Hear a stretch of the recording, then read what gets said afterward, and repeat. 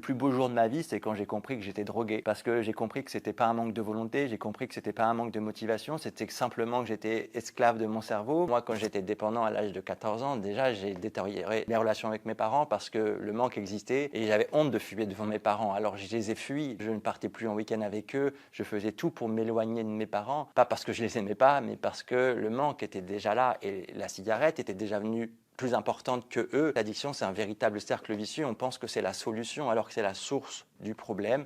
J'étais persuadé, moi, que j'allais jamais fumer de toute ma vie. J'ai allumé une cigarette à 14 ans à une récré au lycée. Ça m'a écœuré, ça m'a vraiment dégoûté. Une semaine après, ou même moins, j'ai rallumé une deuxième cigarette pour tester.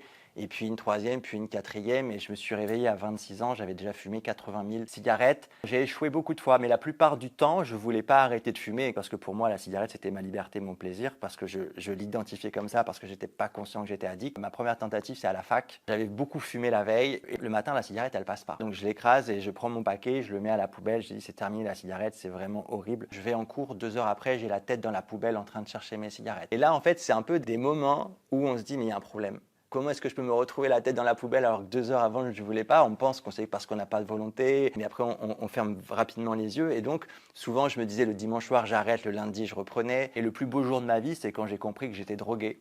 Parce que j'ai compris que c'était pas un manque de volonté, j'ai compris que c'était pas un manque de motivation, c'était simplement que j'étais esclave de mon cerveau était malade, il m'envoyait des mauvaises informations parce qu'il était sous l'emprise d'une drogue et que je prenais justement ces mauvaises décisions. Et lorsque j'ai compris que j'étais sous l'emprise de cette drogue, bah, j'ai écrasé ma dernière cigarette, mais avec beaucoup de joie, beaucoup de plaisir. Moi, j'étais 1 paquet par jour et 2 paquets en soirée. J'ai arrêté du jour au lendemain et c'est souvent comme ça que ça se passe le mieux, quand on prend la décision et quand on sait pourquoi est-ce qu'on prend cette décision. Chaque jour qui passe, en fait, on est juste heureux de retrouver le contrôle de son comportement.